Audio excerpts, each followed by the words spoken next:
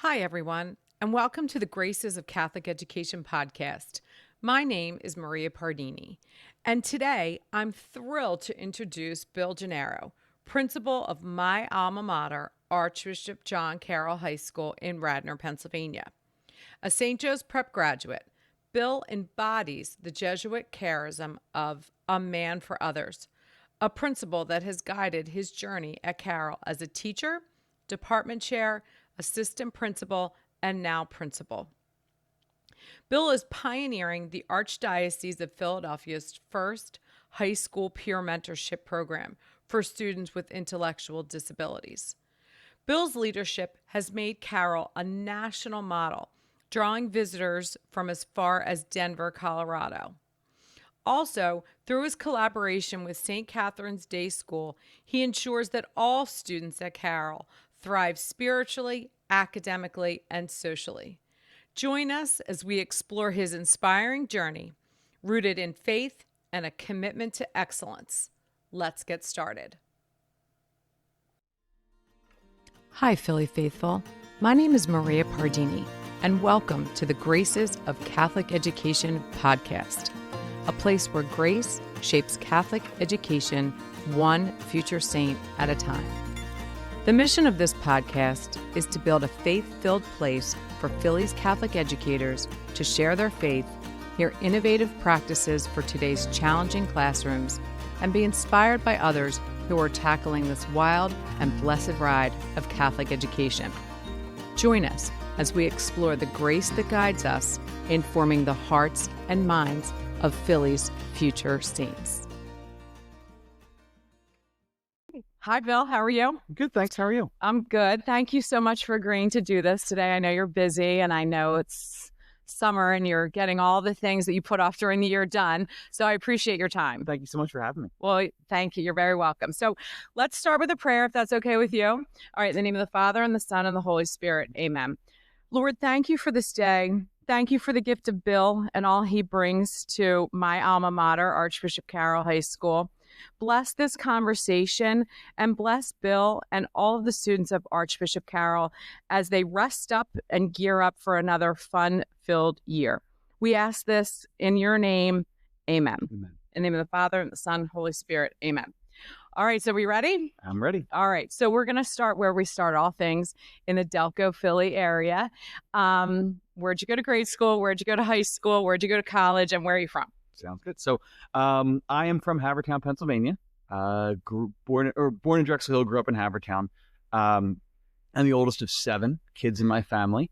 So I was the only one of us that sort of made it through all 8 years at St. Denis before we shifted over into St. Bernadette's Parish and moved into a different house that could fit all of us. But yes, I graduated from St. Denis. I still am one of the people that struggle to refer to it as Cardinal John Foley Regional Elementary School. Me too. And I would say that every time I go for a school visit there. After that, myself and my 2 younger brothers attended St. Joe's Prep. I'm a 2004 graduate of St. Joe's Prep. All 4 of my sisters attended Archbishop Carroll. So my one sister started at Mary Mercy and shifted over to here, and then all 3 of my other younger sisters followed her there. And then from there, I received my undergrad degree in communications with a minor in business studies from Temple University. Okay.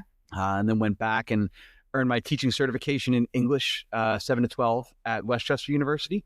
And then completed my master's degree in educational administration and leadership at St. Joe's University through the McGuire Fellows Program. Oh, nice. So it was very hard for a Temple University alum to set foot on a St. Joe's campus, but we figured out a way to make it work. Well, you definitely had the backing of the prep. So, I mean, you were kind of entrenched in the Magis, and the Jesuit connection was most certainly there. But when you come from an athletic side and you're dealing with what was at the time the Atlantic 10, those Temple and St. Joe's games are ones that you never miss. Yes, that is definitely true. I totally agree with that. I was saying before we actually hit the record button that I feel like you and I have led parallel lives and we didn't even know it. I've known you for a couple of years, but I guess this is like really the first time where we've been able to sit down and have like a real conversation in the Philly type Delco. Like, where are you from? Where'd you go to grade school? Because I grew up right in Havertown too. So we really did leave. But You're like a baby. I'm probably old enough to be your mom. So yeah, we were on the other side of Eagle Road, and we loved it over there and would have stayed there. But again, with 9 of us and all of the things that came with it, the twin that we built up and out on as much as we possibly could just couldn't hold us anymore. So we're actually fortunate enough to move into the house that my mom grew up in. Oh my gosh, that's so Delco. Yeah, right on the edge of still Havertown. It was 3 houses off a township line. And then my grandparents actually built the house next door. So my mom was one of 12. So their house had more than enough space to fit. There you go. And I mean, I feel like you moved from one community kind of like to a similar community. Like you moved, St. Denis is tight knit, Havertown. And I feel like St. Bernie's is like the other side of township line version of something like St. Denis. And I was very fortunate. You're absolutely right, but I was very fortunate that most of my closest friends are ones that I didn't know in grade school. Mm-hmm. They attended St. Bernadette's, but then I attended high school at St. Joe's Prep with them, and there was a group of us that were about 10 or 11 of us that became very close and have sort of remained close from there. And then got involved there coaching in the CYO and coaching grade school football. And doing that with my dad and with my brother and some of my other friends. So yeah, it was a great introduction into that community. It was also a great introduction, I really think, into like sort of how most of my career in Catholic education, which has been all of it, has really been this idea of trying to give back and include most of those that are there. I mean, I think we both agree Catholic education is really, it's more of a vocation than it is anything. Amen. Yeah, amen. I say that all the time. And I talked a little bit in the trailer episode about how Catholic education in the city of Philadelphia is really like a legacy. Mm-hmm. And then we're able to really pass that on from generation to generation. I don't think a lot of places have that. Mm-hmm. And I think that it's something that makes us unique, but it's just, it really is something to behold. There are so few places, I think, and again, even going somewhere like Temple University, where I had friends from all across the country and even overseas, right? You can ask a kid from the Philadelphia area, what parish you're from, and even if they're not Catholic, they're still going to be able to tell you. They know. But you ask that to a person from even somewhere, and even in predominantly Catholic, I think it's like in Massachusetts, like they still can't tell you that answer. Exactly. So they look at you very weird. You're like, why would you even ask that? And we start every conversation like that. It's the thing that connects us. Exactly. Yeah, I love it. So you mentioned that you were a graduate of St. Joe's Prep, which is so awesome. I do love the prep. There's like a little special place in my heart for the prep. My older son was like so close to going there, and then he pulled the trigger on himself, and like he couldn't pull the trigger. He was like, I don't know. But I loved it. And one of the things that I loved, because he went to St. Aloysius, and St. Aloysius has that Jesuit philosophy about a man for others. So how did that being a man for others, the Magis, shape your approach to leadership?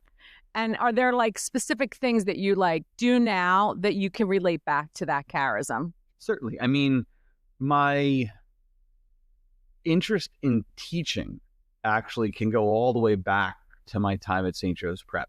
Going into my senior year, I was fortunate to be one of the students that could take one of the longer service trips and spend 10 days down in Rural Retreat, Virginia, which was an amazing experience and one that I still will tell stories of to this day. And then once I got out of the prep and then sort of shifted into college and into communications, like that's where I thought I always wanted to be. And then the opportunity popped up to apply to be part of the Prep's Alumni Service Corps. Okay. Which is a program where students can come back and work at the school for a year, usually teach, help out. And that goes back to St. Joe's Prep, like yes. You work at the prep. Correct. Yeah. Okay. And I applied and I didn't get it. But initially I was okay because I had a job lined up. I was prepared to defer the job for a year to work there and to do that and kind of give back to a school that had given me so much. But I wasn't prepared for, I guess, how disappointed I was in not being able to get into a classroom and not being able to work with students and stuff like that. So even as I went out into the working world, I think that kind of stayed with me. So when a few things changed from the financial situation in the country and people started to get laid off in like the 08, 09 range, it made making a shift into teaching a whole lot easier for me, to be able to go back and try and do something. Because it is that idea. I mean, the way that the prep refers to now is the idea of the men for and with others, right? I mean, we're working to help others. We're working to help students. Like none of what we do in education is truly for us. Right. I mean, even students that are in AP scores, they're not our scores. We're working to help other people succeed. So I think that's one of the biggest things I've taken from that. That's awesome. So how do you kind of bring that Jesuit philosophy to a place that's a non-Jesuit school? Like Carroll is not, it's a Christian Brothers school traditionally, because when I went here, we had the girls' side and the boys' side, and this is the girls' side. Correct. So I spent a lot of time here on the girls' side. I still remember where my locker was. I'm trying to remember whose classroom this was, but I'd have to walk in here from a different way. I came in from the back door. So if I came in from the front, I might be able to remember whose classroom this was. But anyway, like, we were a Christian Brothers school, and which has their own wonderful charism. But how do you bring the charism of a Men for Others kind of into what you do here at Carroll? Well, one of the things within that belief, I think at St. Joe's Prep, that gets so many people is it becomes a home for you. Mm-hmm. Part of it is forced because you're at 17th and Girard, and very few kids are coming from 18th, 19th, 20th and Girard, North Philly. You're coming from all over. Right. But it truly does become a home because it's going to be a place that you spend for some of us more time there over 4 years than we're spending in our own house. So I think when I started here as a teacher, right, it was trying to make my classroom feel that way, trying to make my classroom feel like a place that students wanted to be in. Even if they weren't the biggest fan of something in English or in world history, they still looked forward to coming into that classroom for the day. And we found a way to make it enjoyable for them and collaborating with their classmates. And then when you step outside those four walls into administration, whether it was in working as disciplinarian or in academic affairs or now as a principal, it's that same idea, creating that space where students want to be. Mm-hmm. I say all the time, it's sort of our open houses and our different meetings with families and with students. I say, like, my hope is that wherever you end up choosing to go to school, you find a place that when you get up in the morning, you're looking forward to going there each day. You may not look forward to every single class that you have, but you're getting up and you say, yes, I am ready. I am excited to go there. Because if you have that belief, your opportunity for success is going to skyrocket. Amen.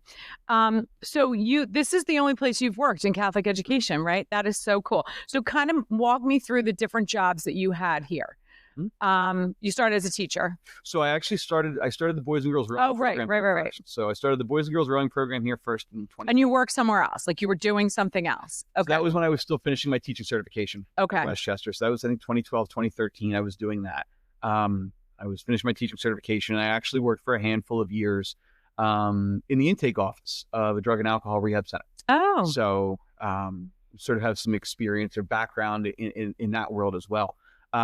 Once I got my teaching certification, I spent 1 year doing 8th grade English and religion at Mary Mother of the Redeemer. Oh, yeah. MMR. Yeah. Had a blast out there. Fantastic group of teachers, fantastic administration. Who was your principal? Miss Denise Judge. Principal at that time. She's still there. I think she retired, but she came back. And yeah. So it was a place that I think really confirmed for me three things. One, I don't know that I would be able to teach anything younger than 8th grade, but I had a blast with the kids I had. Two, that teaching is what I wanted to do. Because again, you talk about that feeling for the students. I had that feeling every day. Even though the drive from Havertown to Lansdale was a bit bit. Yeah. I did not dread it at any single point. That's awesome. And then I think it really affirmed my belief that being in Catholic education is what I wanted to do and what I wanted to be. So I was there for a year when a teaching position opened up here at Carroll.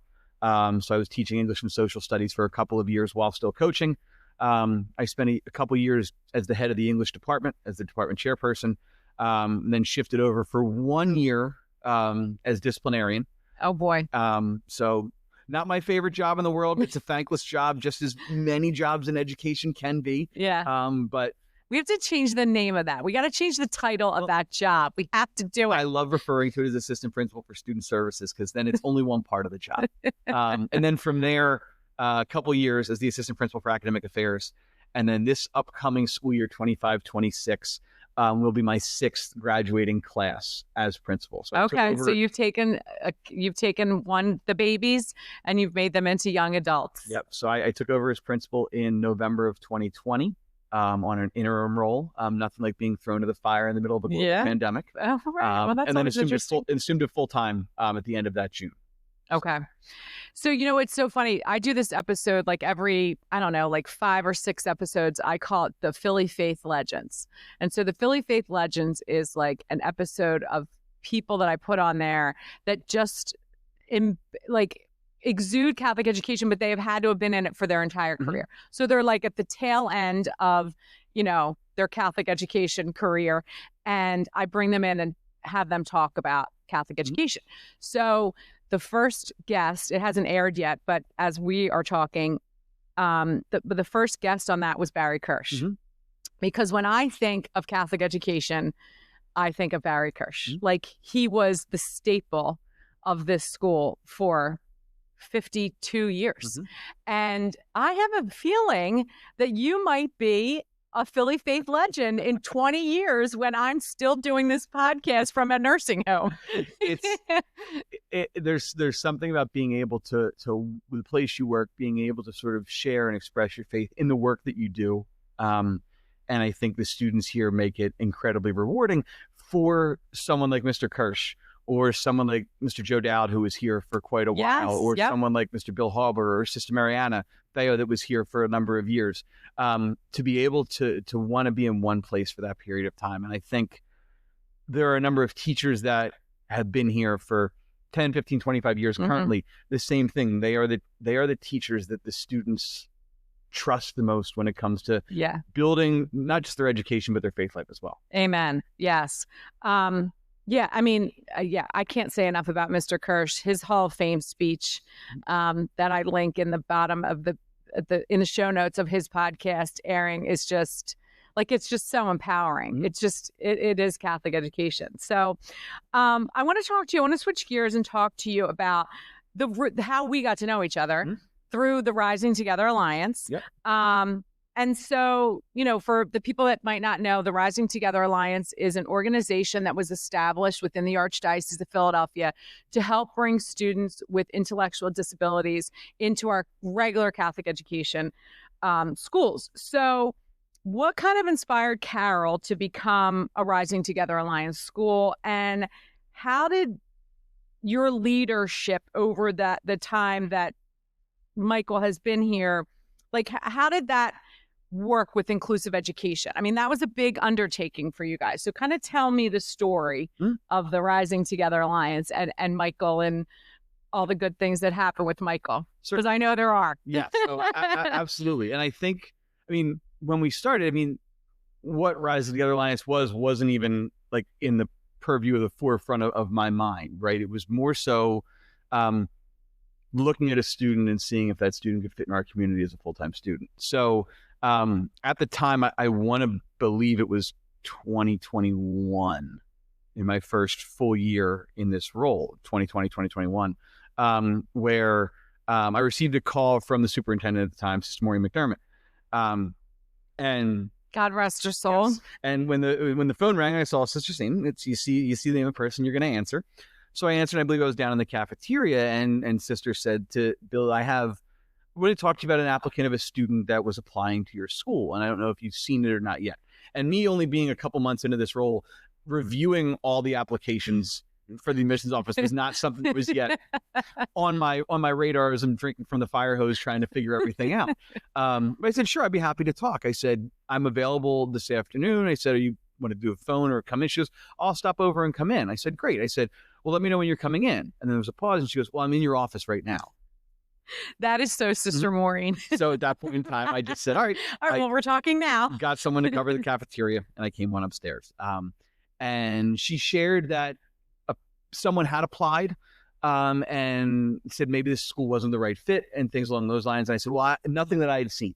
So if there's someone you would like me to relook at or look over, I'm more than happy to do so. And at that point in time, sort of then connected me to Michael Schuller's application, to his mother, to the family, and things along those lines. And if you were to look at the initial application, well, yes, on the surface, right, this might not have been a student in the past whose needs we could have met, just because from a resource standpoint, they probably wouldn't have been there.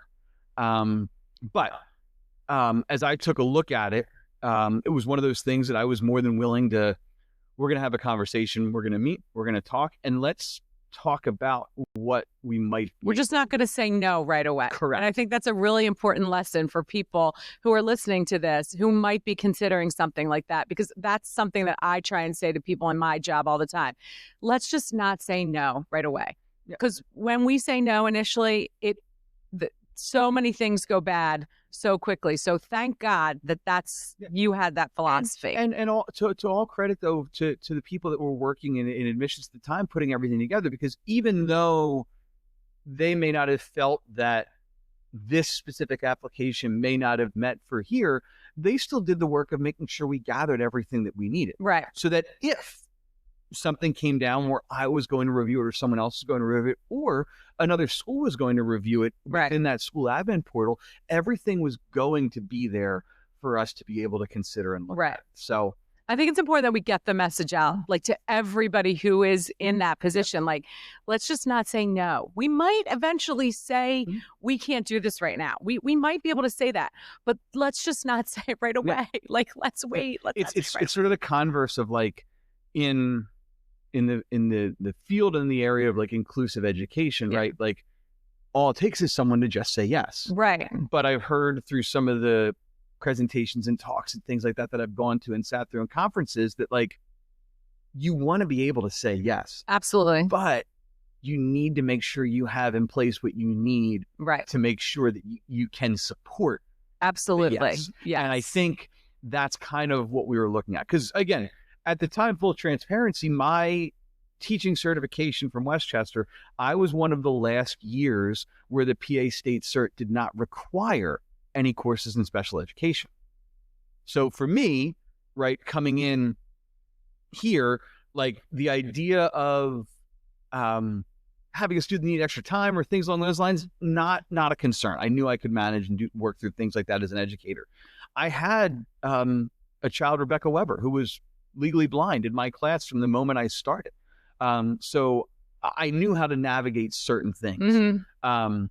But navigating someone with more of a severe intellectual disability might have been a challenge. So I wanted to sit down and have that conversation and see, because in many people's heads, we are grateful to have St. Catherine's Day School in this building for special education.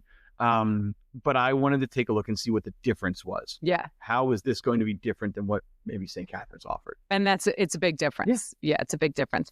So Michael came. Yes, Michael came to Carroll as a student with an intellectual disability. Michael has Down syndrome.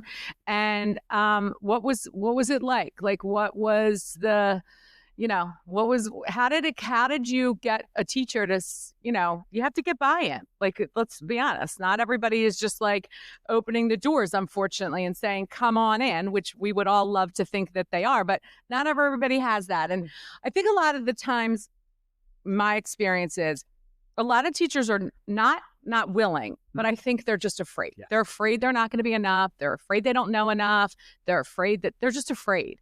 And it comes out sometimes as not being afraid. Like, it comes out that that's not what it looks like. But I think inherently, I'd like to believe that it is that they're just afraid. So how did you get them on board? Well, I mean, this whole process was one that took a few months, right? So if the school year starts in September, I want to say it was February, March, when started having these conversations with Mrs. Schuller, and then making a visit over to St. Catherine's of Siena and Wayne, where Michael was attending school. And really observing him in there first. And that was sort of what because he had been there since second grade. Yeah. And in my mind, I wasn't going to say yes until I could see Michael in the educational atmosphere. Did I think academically we could try and figure things out? Certainly. But I needed to see Michael and how he worked on a day-to-day basis in school to see how this would shape. So I spent a handful of hours, about a half day over at St. Catherine's, met and asked the principal at the time, Bud Tosti, a whole lot of questions, and spent a whole lot of time taking notes and observing and things along those lines. And then when I came back, it was then, all right, what's the next step? And it was kind of twofold. One was Yes, teachers getting on board was going to need to be essential because they're going to need to be on board for 4 consecutive years. But then it was also, how are we going to navigate Michael's support during the day? Yeah. Because a one-to-one adult probably wasn't going to be in the cards. So we had to start thinking about that as well. But when we focused on the teachers, my first thought was then, all right, thinking practically at what a regular freshman's roster looks like, let's start going through the classes and who are the teachers that generally teach some of these courses. So almost hypothetically building out his roster. And then it was having some one-on-one conversations with some of those teachers and basically be like, hey, this might be something that's coming. What are your thoughts? What are your questions? And we took that individually with about 5, 6, 7 different teachers, and then some other teachers within the school that I thought would be very supportive of this and could be vocal support for me with the larger group of teachers. From there, we shared it at a faculty meeting with everybody, and I just kind of opened the floor to let them fire away and ask questions. Yep. And I sort of ended that faculty meeting with the idea of, if you have an interest in this, kind of let me know. I eventually shifted that because near the end of the school year, teachers are just going through the motions and want to get done and see their kids' success and get their summer started. So we kind of changed that from, if you're in, let me know, to we're doing this. And if you're out, let me know. Oh, good. And still got no response back on the if you're out. Yeah. But by opening the form to all of my teachers, I was able to sort of then read the room as I'm looking forward in Michael's 4 years of education on where we could provide him with the best supports. So that was a bit of a challenge, but it was one that I think went very well. And I think it's to the credit of having been here for a number of years. There was a trust. I don't know that if you step in as an administrator to a school and this is the first thing you try and do in year one, you may be met with just some general pushback, but just from that idea, you said, Maria, of fear. Yeah. Right. And then that lack of trust in you. So we were able to go ahead and do that and sort of put that together. And then it became talking to other schools, connecting with a number of people from down in the Diocese of Arlington, where those schools have done this very successfully. Connecting with some people out of the School of Michigan that had done this for a couple of years and really trying just to get the feel for how they did things and then processing, all right, in our school environment, how would this work? And ultimately, that would be how creating our peer mentors came to be. Right. And that's exactly, thank you for leading me into that peer mentorship, because that's really the ticket that I think other places, and you have really found, is the ticket to making this work at the secondary level. Because it does work differently at the elementary a lot of things work differently at elementary and to secondary, obviously. But for the secondary ticket, that's kind of how it goes with the peer mentorship. So talk to me a little bit about the peer mentorship program and how that works. So we took a framework from it, from Bishop O'Connell High School down in Arlington, Virginia. And I spend a lot of time and still spend a lot of time collaborating with Miss Mary Damaris, who's been a huge help and support to us as we've gotten this off the ground and running. But basically what we looked to do was to find 7 or 8 students, one that could travel to each class with Michael, and help and support him in the class in whatever way might be needed. So basically what you decided is that you're not going to put one person with Michael all day long. You're going to actually use a high school student and they're going to go to each class. So it's all different. Each class has a different high school student with Michael in the class. Correct. And I think we'll talk more about it. The benefit to that, I guess, also becomes from the social aspect of things, because it is, even though at this point there would have been an age gap of about 3 years, right? Right. There's the peer aspect of it, right? And it builds a lot of that social interaction that sometimes students crave or sometimes students need that they wouldn't necessarily get with a one-to-one adult. So that was the idea in the framework. And we were able to build it out from some of our work with St. Catherine's Day School. For the last number of years, we've had a course there called Principles of the Exceptional Learner, where students will spend a class period up with St. Catherine's, helping the students, working with the students, hanging out with them, helping the teachers in whatever way they might need. And then those students complete journal entries, do a couple of papers and writing assignments, and they receive a grade for it. So I kind of just took that model and adjusted it a little bit. And I mean, kind of plussed it up a little bit, if you will, because there was going to be more responsibility here than there was anywhere else. So the idea was that these students would go to one class with Michael. They would update a spreadsheet on a daily basis that Michael's parents would have access to. In general, just summarizing what went on in the class and if there was any homework, almost like a virtual agenda book that they were providing as that extra sort of level of support. In the classroom, it depended on the class. So Michael was very strong in math. So it was kind of guiding on the structure of the classroom, and then he could handle a lot of the math himself.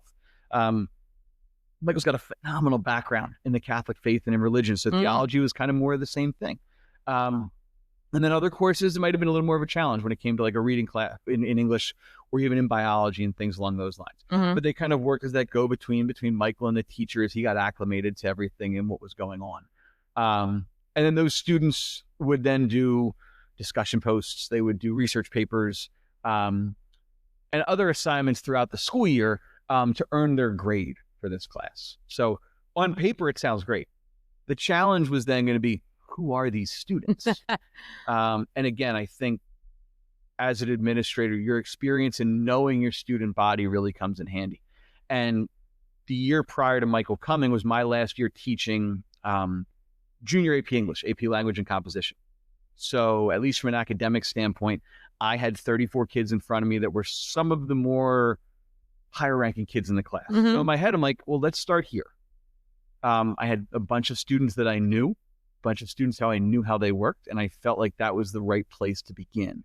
And then we expanded it out to the rest of the junior class in phases, anticipating that first year my peers were all going to be seniors. And we tried to make the criteria that they would have taken the class before, and we succeeded in almost all aspects of that. Right, because the peer mentor is not a member of the actual class that Michael is in. At that point in time, they were not. Right, We started to see a little bit of a shift in that. Okay. And with Michael's senior year, we're going to see a big shift in that. Yeah. But that was kind of where we wanted to go. And in my mind, when we said yes to Mrs. Schuller, I said, I believe we can do this. And I said, it's not going to be perfect. And there are going to be bumps in the road as we go, but we are willing to give this a shot because we think Michael can be a member of our school community. In the back of my head, though, when I'm looking at these students coming in, I'm like, this part can't fail. I can't go wrong with these kids. And so we navigated that. We ended up picking out the students. And we found a great group of kids to be that first group of kids, which was awesome. Yeah, that is awesome. And so I want to talk for a little bit about the end project of these peer mentors, because for me, and I think for people that aren't involved like in the trenches on a daily basis here, that is just such an impactful night. And even for the people that are in the trenches, I think it's good for them to be able to take a step back and think, oh my gosh, like I was involved in this every single day. And like, look what we created here with Michael and with the rest of the school. So tell me because you taught the class, like you were the teacher of that class, Correct. Right? So you named the peer mentorship program had a class name and you taught it. Yeah. And so your final project was? So there were two projects at the end of the year, and it was mainly about the idea of the students sharing what they've done with those around them that are most important to them. So the third quarter major project was doing course selection, where the students were then required to go take 5 minutes and head into an English class and present on the class, almost advertising for the next year's peer mentors. So they did that, and that first year, only having 7 or 8 kids, they had to present in like 3 different classes. But they went through and they did that. And I thought this was a great idea. It was a great project to be their major project. But then some of what was getting out of there was very, very much more than I expected.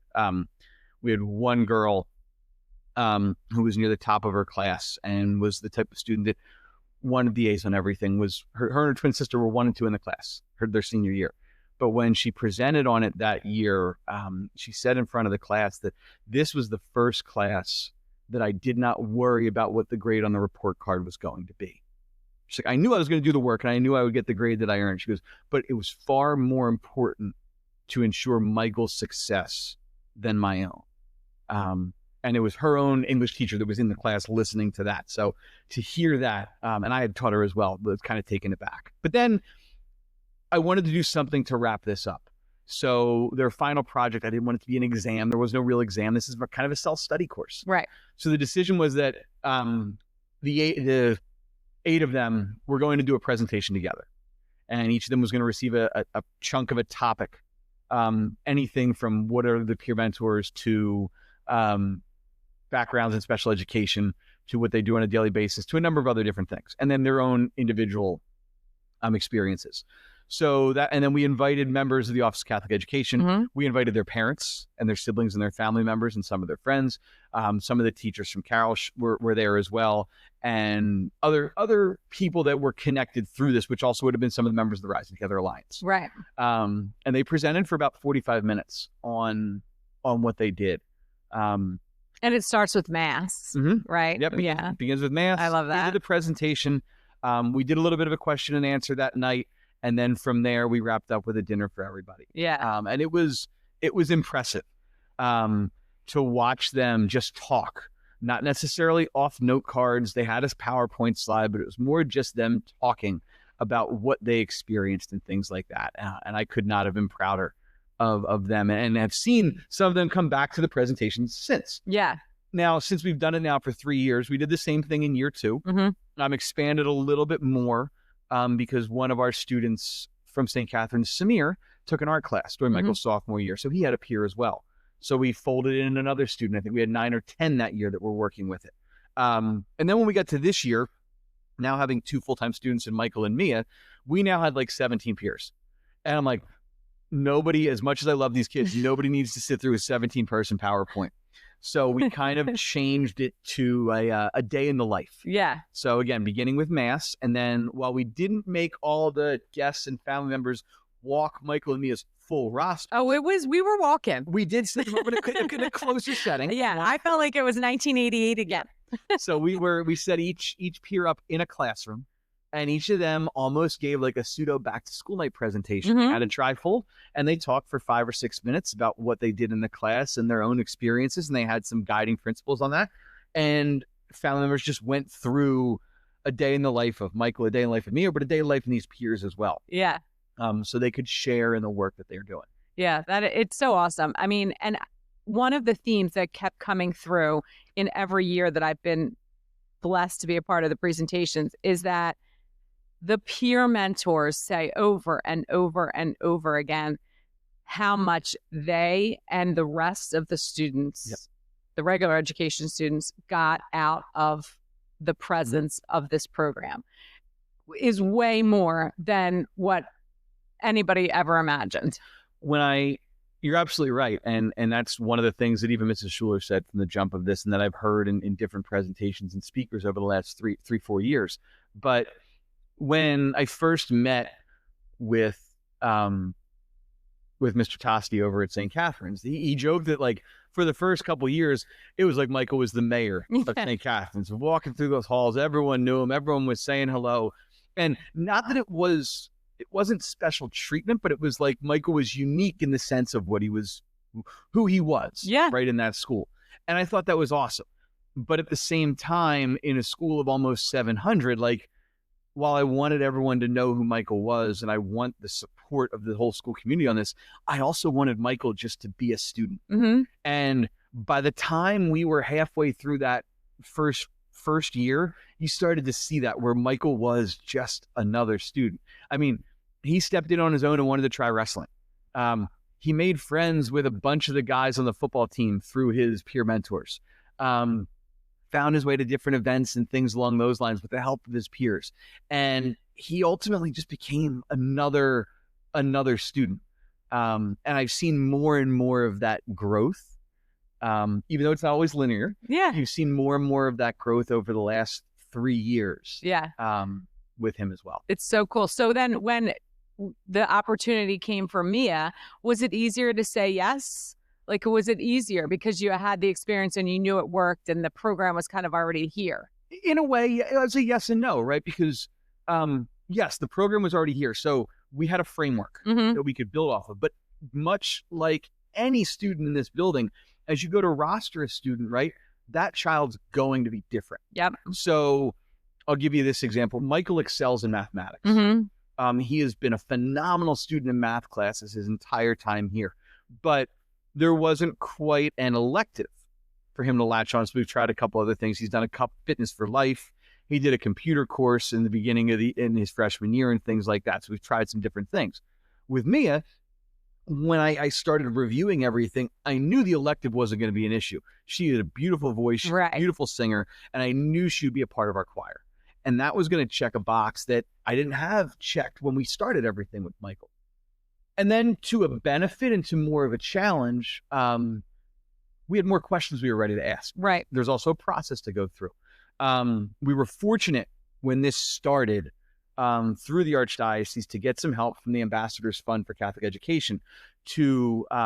we plug the Ambassadors Fund for Catholic Education on here all the time. That's part of what the name of the podcast has to do with. And so they were great in providing funding to sort of start some professional development for our faculty, but also to bring in an inclusion facilitator. And that's something that has since been absorbed into the budget here at Archbishop Carroll. We could not have done it without them. Right. But we didn't really have one the first year because it was hard to find somebody that could do what we were looking for, and what ended up being shorter notice.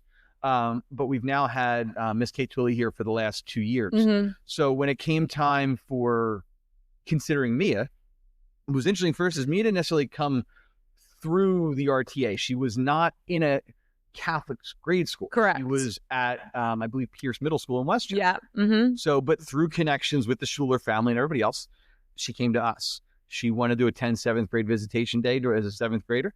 We brought her in. I matched her up with some of the peer mentors that I was already using since Michael wasn't in classes that day. We kind of pulled double duty and set her up. She went through a true shadow day here, just like any other Carroll applicant would. And again, using the knowledge of my students, I paired her up with a freshman that I thought would be great for her, who then in turn became one of her peer mentors as a sophomore during Mia's freshman year. And then we went to visit Mia. We observed her. We met with some of the people over at the school. We asked questions about some of the documentations and things along those lines just to get a good picture of who she was when she was coming in. And again, said the same thing to her parents, this idea that like, we have this program, we take pride in it, we truly expect it to want it and expect it to be successful, but I can't promise you it's going to always be perfect. There's still a lot that we need to work on here, even after 3 years. The classroom aspect of things, I think we've got down pat. And now it's how do we expand it out in some of our extracurriculars? Yeah. So tell me about the challenge. Like, what do you think some of the biggest challenges were and are? Because, you know, it's not all like sunshine and roses. Like there's real work that gets done every day, and it's a process, and it's not always easy. So if I'm in the classroom, I mean, the modification of some of the work has been some of the biggest challenge for us. And Kate Twilley has done an amazing job in being that liaison for the teachers and building that extra level of trust. So her classroom is right next to mine. And the teachers will stop in there every single day to work with her and things like that. And we've now seen something accomplished that we were hoping, that some of the modifications that are being made for Michael and Mia are also now being worked on for some of the other students in those classrooms. So that's been a huge step for us. A lot of light bulbs. Like, oh, I can do that. I find that all the time. Like when I say something and the teacher's like, you mean I can do that? I'm like, yeah, you can do that. Yeah. And then I think one of the, when we go back to talking about the idea of some of the teachers, maybe their fear, right, in working with students. Every teacher that I have asked to work with Michael and Mia has welcomed them with open arms. But I think, and this would be my challenge as well as a teacher, sometimes you struggle to separate the idea of success from the content that you're expected or needing to teach in the classroom. And there are certain subject areas where Michael and Mia just aren't going to need or get some of the content. But in reality, there are plenty of kids that go through a class and not need or get some of the content they're needing. If you went back and asked the 6 years of AP English students I taught, how many of them remembered the details of the Scarlet Letter or Ethan Frome, they're going to laugh at you.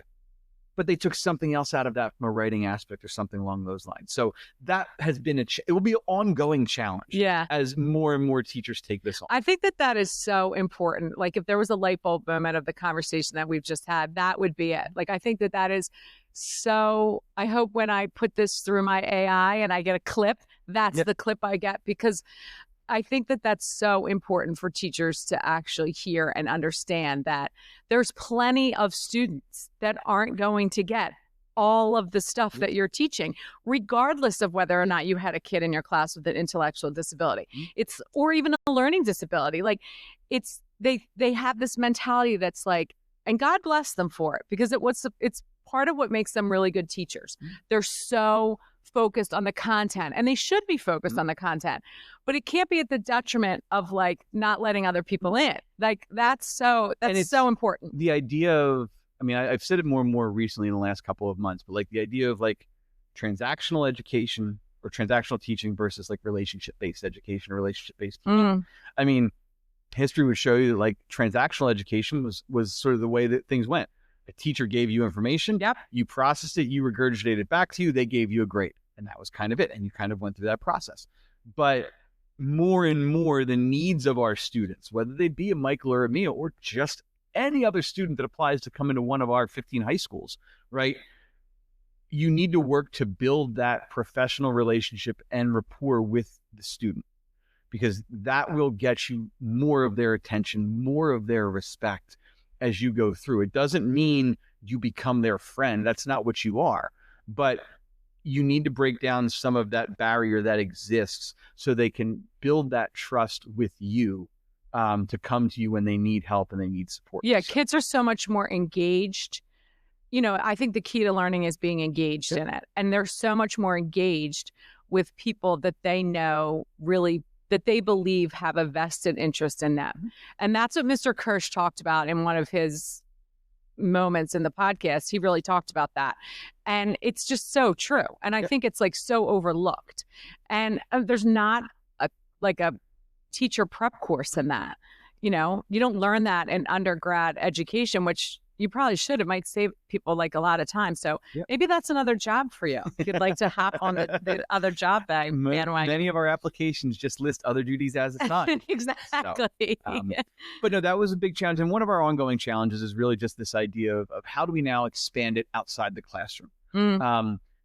You see other challenges when you get to high school, right? A lot of your athletics or a lot of your activities or like a theater program or a sports team, right?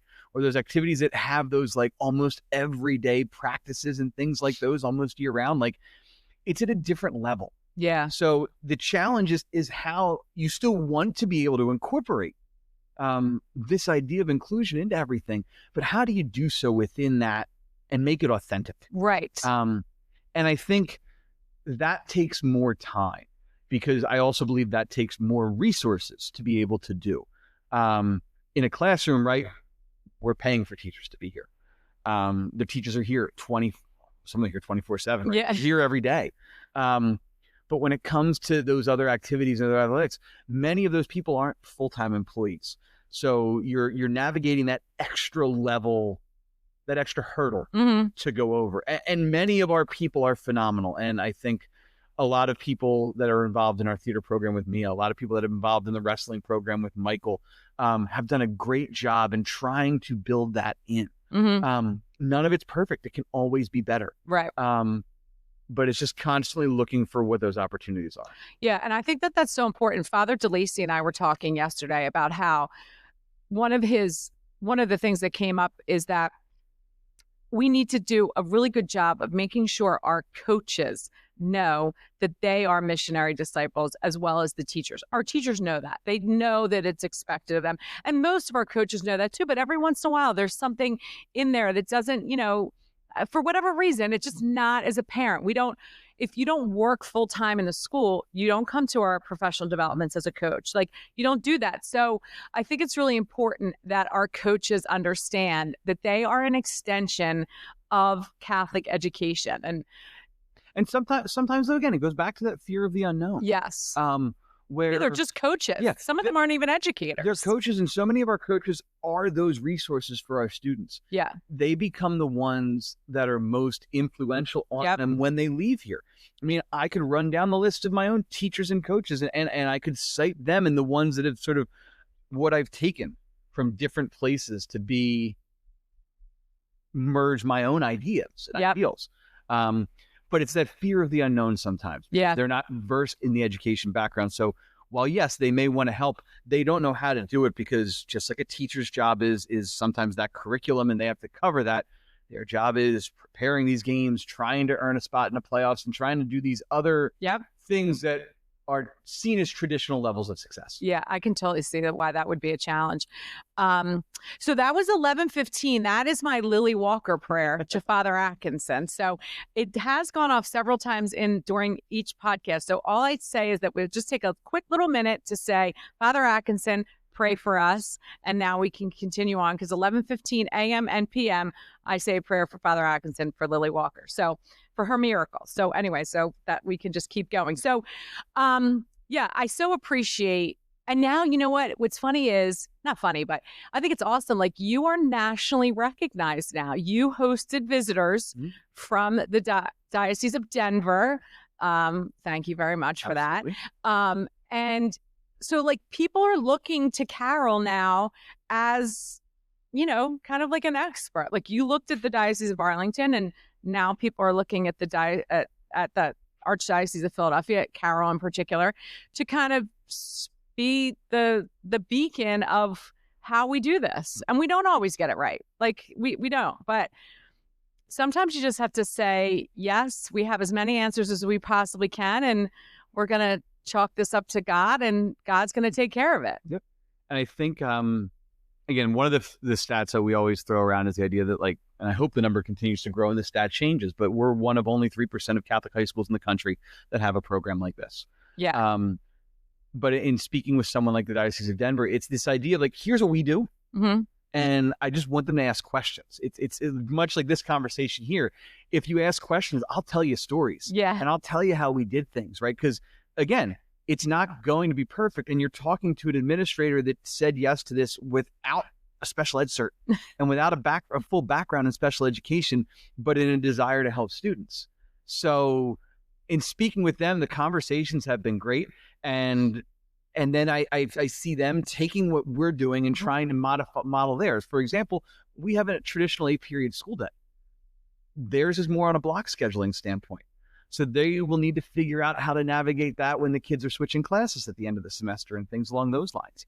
So I think there's more that I can share now that I could have 2 years ago. Right, of course. And I'm always willing to have those conversations and be that support and point them in the direction of what's worked and where those challenges are. Yeah. I mean, just from somebody who's been in special education their entire career, and who's been me, I got my job in 1996 because this public school I was working at was doing inclusion, whatever that meant. But I can't say enough about the fact that I'm inspired by your attitude and your willingness, and just the fact that you were like, yeah, we're going to do this. We answered as many questions as we possibly can. There's a lot we don't know, but we're going to do this because I believe you believe that this is what we are actually really called to do. And I think that is, like, commendable. Thank you. And in an ideal world, more students end up at Archbishop Carroll that need these supports, right? I mean, we're in the process right now of just growing our general academic support program, right? And we now have we're back to 2 staff members in there. So we have over 80 students that have general academic accommodations. But if more students like Michael and Mia come along that we do feel that our school community can support, that their experience is going to look different, and not necessarily a good way, a bad way, but whatever, but that, like, what Michael has experienced is different than what Mia is going to experience. Right. And what Mia's experiencing is going to be different than what the next student is experiencing, because students will have different needs. The expectation of us is that we are going to be able to support them from an academic standpoint to the best of our ability. Because first and foremost, we are a school. So even though there are going to be plenty of modifications made and there are other things that students like Michael and Mia need to prepare for their next steps after Archbishop Carroll, that's kind of where we put a lot of our focus first. And then we'll branch out from there as we go. Yeah. So tell me what else Carroll has to offer. Give me, your elevator pitch about my alma mater and why somebody who doesn't have an intellectual disability child would send their kid to Carroll. Like, what do we have here? I really believe that over the next year to 3 years, we are on the cusp of really transforming this campus, which is a beautiful 55-acre campus as it is. Amen. Yes, it is. Into something that everybody is going to want to see. So first and foremost, this August, we will be opening up the Connolly Wellness Center. Oh, I did not know that. That was the Curley Family Library. Many of our academic resources from a library standpoint are now digital. So those are all still available to students, but they're electronic. So the 8,000 square feet or so of space that was the library will become the Connolly Wellness Center. It's an idea that Dr. Scott started and that we've sort of worked to sort of frame out and build that will create a literal and figurative wraparound approach to services for students. So within that space, you're going to have the guidance department. You're going to have the academic support team. You're going to have the assistant principal for student services, because all of these are student services. You're going to have IT in there as well. Part of that is because the server room can't move. It's right next to it. But at the same time, it's another service that all of our students are going to need. Right. And then while campus ministry will still have their own office, there is a space in there that they will be able to use whenever they need it. So if we're talking about services that all of our students need outside of what they receive in their classroom, academic supports, guidance supports, which also builds in college counseling, building on student services supports, technology, and of course, our faith. It's all going to be... Because it's right across the hallway from the chapel. Yes. So when you look at Archbishop Carroll from above, the three things that run right down the middle that separated it when it was a boys and girls school, separate, was the chapel, the library, and the auditorium. So that space is going to open in August. And we are now working on building out programming for the students, utilizing programming such as like our partners from Minding Your Mind, who we've used over the years to present to our students to maybe come in and do more. Probably see more of the Culture Project in here as well from the Archdiocese, and now they having a space to be able to meet with students and things like that. We already do a lot of work with Live Vertical. And Catholic Athletes for Christ. So I know Live Vertical is going to be a podcast guest. So talking about that. A lot of the faith piece in there becomes a big component of this, but really it just becomes a place the students can see that ultimately will be theirs once we figure out how the larger central space will get used. But I love that. College presentations, things like that. That's step one. We're on the doorstep of hopefully transforming what was the back football field into a turf field. And that would be the next step. And then the final step, hopefully, will be taking the auditorium from the top down and renovating that as well. You mean the wooden seats that I sat in 1984 when I came here, and that we think we should change them? Exactly. But in all aspects, right? If you're looking at the idea of student wellness, right? Wellness goes beyond just academic support. It goes beyond just getting mental health support from a counselor.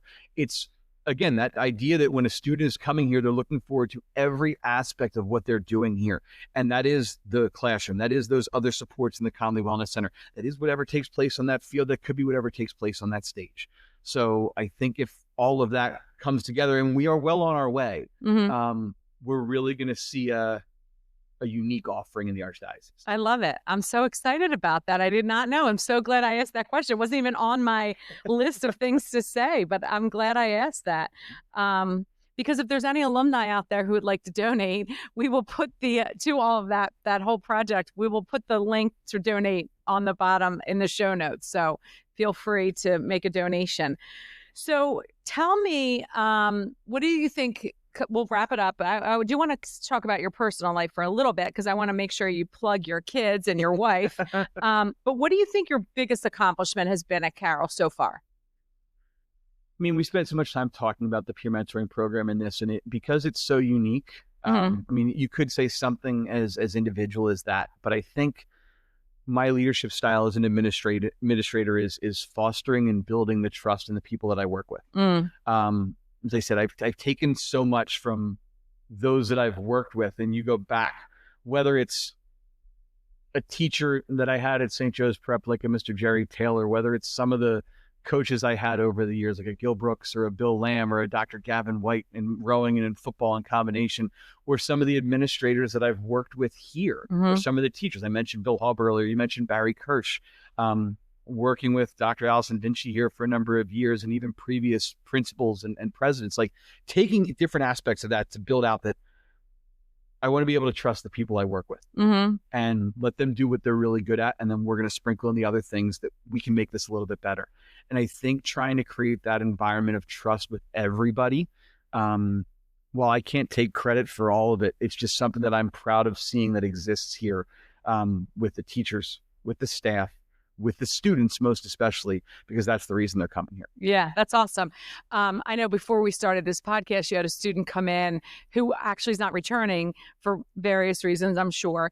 But I loved how the fact that you were like, you know what, before I start with you, I want to say goodbye to her. I want to let her know the last message that she heard from you was, if you ever need me, I'm here for you. Yep. And I think that exemplifies what you have created here. It was the last thing we said in our graduation speech to our seniors before we conferred their diplomas. Like, this has been your home for your last 4 years. It still can be, and it still will be. We know you're going to have a number of other different competing priorities outside of here. But if we did our job of helping them grow academically, helping them grow socially, and most importantly, helping them grow spiritually in their faith, that place still exists. Yeah. And you still see some of it. Some of our teachers and our campus minister host something almost every Wednesday night called Genesis, which is sort of guided prayer and adoration. Oh, right. That is run mainly by the students. Mm-hmm. But over the summer months, you will see alums, or even like over Christmas time, see alums coming back. It's awesome. To sort of reconnect, which is great. Yeah, that's awesome. Okay, so shout out. Let's talk about your family. I know you have kids, so if they're like watching this or listening to this, we cannot not let them. So tell me about the force behind Bill Gennaro, because I'm sure there's a wife who puts up with you giving so much to this place. Yep. I say all the time, whether it's in a Kairos speech or in the graduation speech, there was no me here as a coach. There is no me here as an administrator without my wife, Kristen. Yeah. Because there's a whole lot that goes into this. And thank goodness for that paper calendar that sits on the wall that we go through quarter by quarter, and the last minute changes and adjustments that need to be made. So we're coming up on our 10th anniversary. Oh, gosh. Great. So she's kind of stuck with me through all that we've gone through, which has been great. So how did you two meet? Where did you meet her? I met her through a mutual friend. Okay. So a friend of mine who went to Mary Mercy. And then we were friends with in high school. And then again, that large group of friends that I had that continued, whether it be in places up here or down the Jersey Shore. Yeah. Like that. So that's how I met her. She attended Loyola. Okay. With her in Maryland. Oh, another Jesuit school, right? Yeah, there you go. Okay, well, that's good. And you have kids? Yep. So my daughter Caroline is 7 and heading into 2nd grade. My son Sean is 4, heading into pre-K 4. And then the youngest Brendan is 2. Caroline and Sean both attend Brendan attends the Malvern School in Paoli. And Caroline and Sean attend St. Pat's in Malvern. Nice. Patty O'Donnell was a guest. She's the next airing. So she has been a guest. She runs a St. Patrick's in Malvern is wonderful. And it's so funny. Not funny. I always say that word. It's not funny. I guess ironic. I don't know. Whatever it is. That I feel like you and Patty are so on the same wavelength with inclusion. Like she is really, we talked so much about that in our podcast about inclusion and how prevalent, and that's like her baby, like that's her thing. And I feel like that, it's great that your kids are going there. Just in general, that school itself, I think it's that idea of that close-knit community. Yeah. It's a school that is the right size. I mean, I can't tell you what the exact size on the top is, but like they fit into that building and the new early childhood part of the building, Guardian Angel Hall, perfectly. And again, when I use my kids as the example, right? They get up almost every morning looking forward to going to school there. Anytime I offer them to come up here, they're always looking forward to coming here. Yeah. That's why when I tell parents, when you're looking for the school that's right for your child, it needs to be the place that they're looking forward to going to. Yeah. So yes, they love it over there. And I think that so much of that comes through good leadership. I think that good leadership is something that is so important. And I really believe that St. Pat's in Malvern has that, and Carroll has that. And even like Dr. McLaughlin at my office has that, because I feel the same way as like an old lady. I'm 55 years old.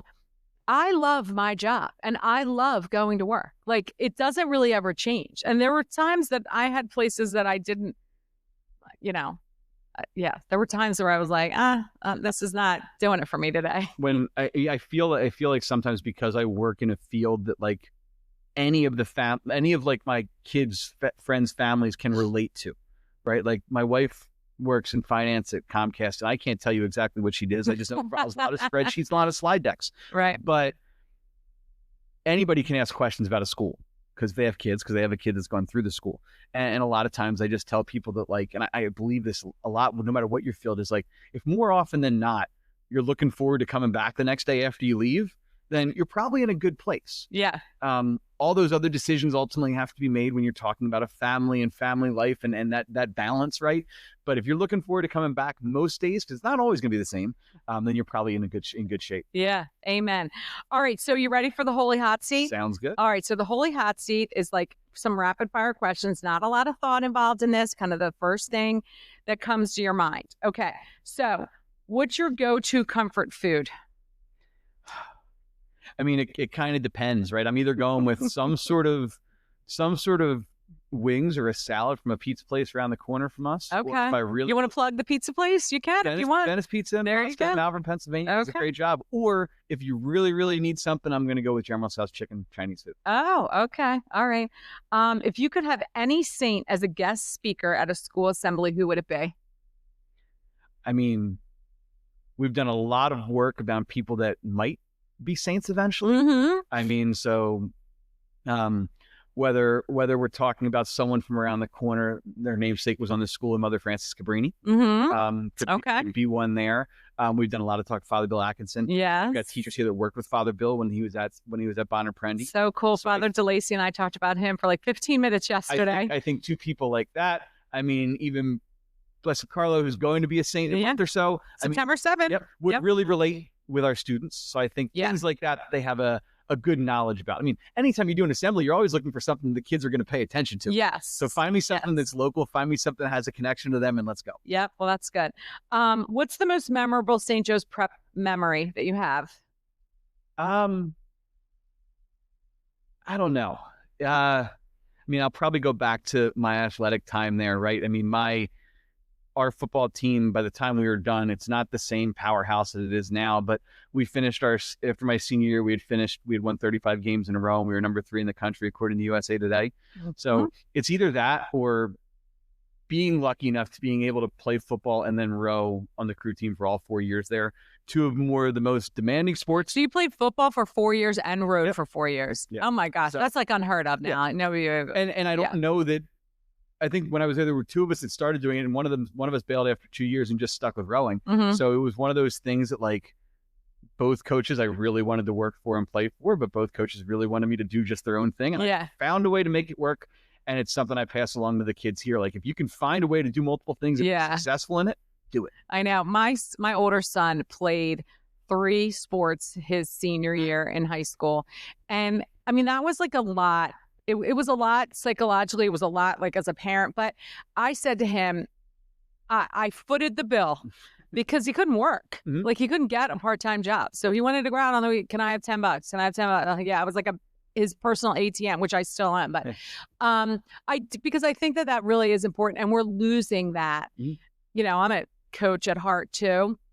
And that we are losing that. Yeah. And when you talk to other coaches, like professional coaches and high D1 coaches, they love athletes that have played multiple sports, but our athletic system is not conducive anymore to multiple sports. And it's kind of like, We got to get back to that somehow. Our big challenge here now is how do we allow them to do those sports, but also still involve in other things that aren't athletic? Yes, right. So the other thing at St. Joe's Prep was I was one of the first student groups to start their overnight freshman retreat. And that was something that we did as a senior, and I don't know if I could have pulled that off as a freshman, sophomore, or junior. Right. The timing of it. Yeah, that's awesome. Okay, coffee or tea? Neither. Neither. I mean, if I'm going, what is it? What's the go-to beverage? I will drink tea, and that is fine, and that's usually when I'm sick.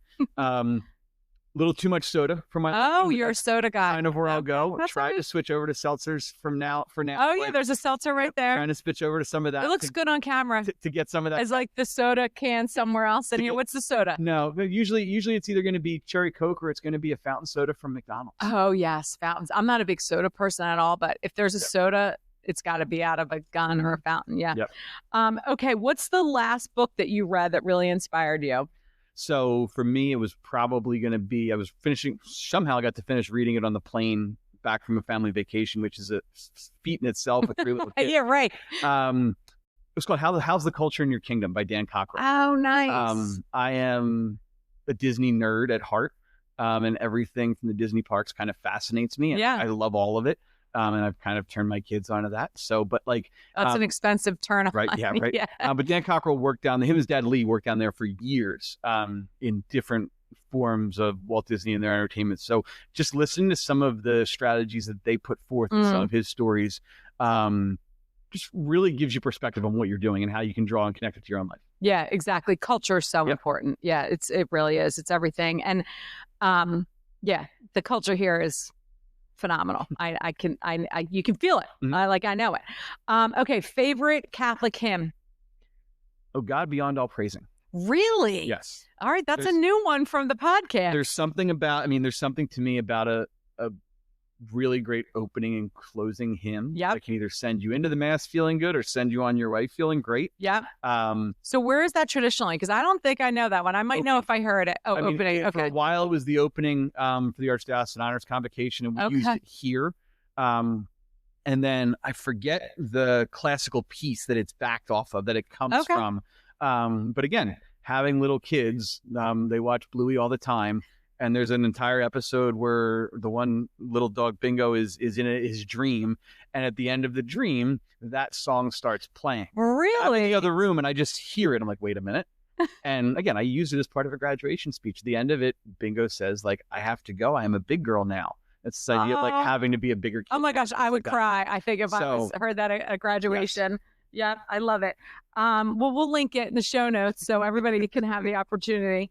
Philly sports fan. I know you're a Philly sports fan. Which team? One team out of all of them. Because of where my kids' like fanaticism lies right now, currently it's going to be the Phillies. Okay. I mean, I was fortunate enough to be traveling with our cheerleaders down in Orlando over the Super Bowl last year. And I have pictures of in Magic Kingdom with Jalen Hurts coming by on his I'm going to Disney World parade How awesome is that? But my son and daughter are huge baseball fans. Oh, that must be so fun though, because that's awesome that they are. And that's so cool.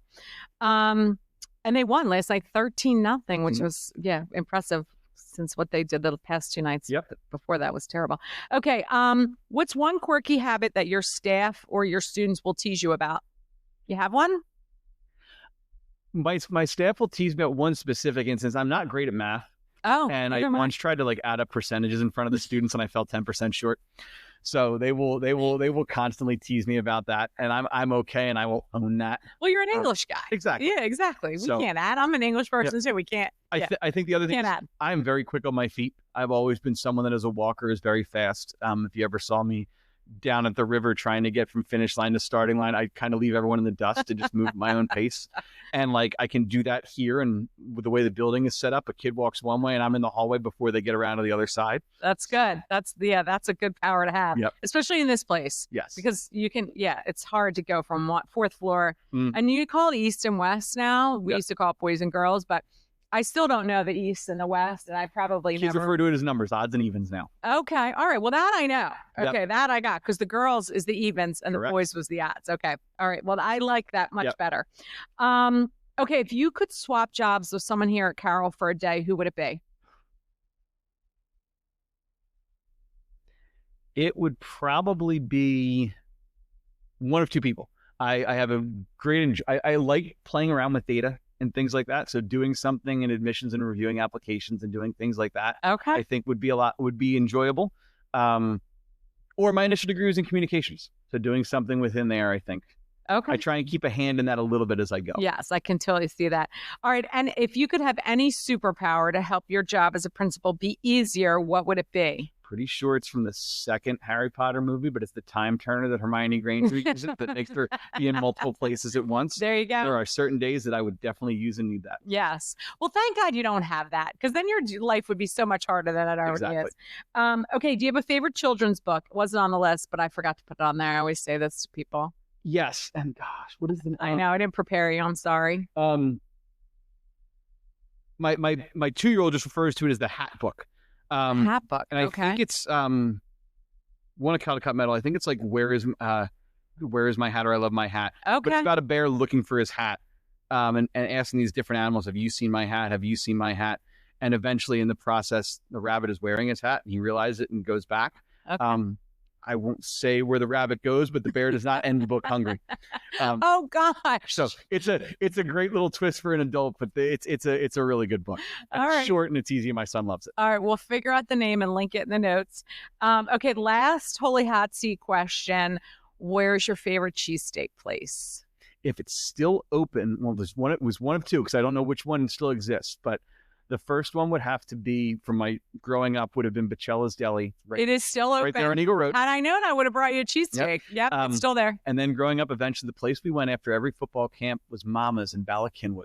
Oh, okay. So that is a little bit past all the ones right there by St. Joe's University. Yes. But we had a Larry's. Somebody said Larry's But the other day. Mama's and Bacella's both have Okay. the size aspect of it where you could get the cheesesteak and a handful of rolls and still feed a family of 4. Yes, that is definitely true. I always say that about Bacella's because I still do that. Okay, signature last question. If you could whisper one piece of advice to every Catholic educator before they step into their classrooms each day that would help them shape future saints, what would that advice be? It's a good one.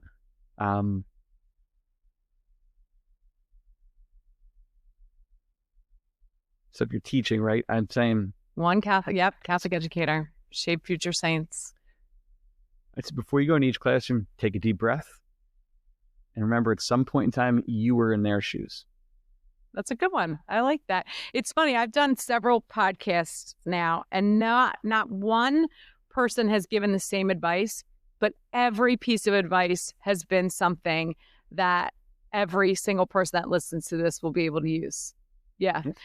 Well, that kind of wraps it up. Is there anything else, anybody else you want to give a shout out to? I don't want to, anything else that you need to say? Like, is somebody going to be like, oh, you didn't talk to me? You didn't talk about me on the podcast? I'm sure there's going to be 50 people that say that. No, I think I'm grateful for the job that I have here. Like I said, I'm grateful for a family that helps support it. I'm grateful for parents and siblings that have sort of helped me grow in my faith in different aspects, and to work here with a fantastic boss and Dr. Scott and administration here. And then when you get up to the Office of Catholic Education, people that just support our goals and what we're trying to do and help our students. Yeah. Well, as a former, as an alum of this school, I can confidently, honestly say that I think that the future of Carroll is bright and it is in good hands. And I really believe that God has put you exactly where he wants your feet planted. And I hope you never leave Carroll, because sometimes I feel like, we take the good ones and we put them somewhere else. But I hope that never happens. And I do hope that in 20 years, the person that takes over the Graces of Catholic Education podcast puts you on as a Philly faith legend, because I really do believe that you're doing a great job. Excellent. So I thank you for that. Okay, so I wrap it up with a little prayer. To all our faithful listeners, may God's grace fill you with the courage to stay faithful, to stay fearless, and as always, stay Philly. Thank you. God bless, and we'll see you on the next podcast. And that wraps up another inspiring episode of the Graces of Catholic Education podcast. I'm especially proud to see Bill Gennaro doing such an incredible job in my alma mater, Archbishop Carroll, leading with faith, compassion, and a commitment to every student. May his story remind us all that when we lead with heart and purpose and we keep saying yes, remarkable things happen. So, to all our faithful listeners, may God's grace fill you with the courage to stay faithful, to stay fearless, and as always, stay Philly. God bless. See you on the next podcast.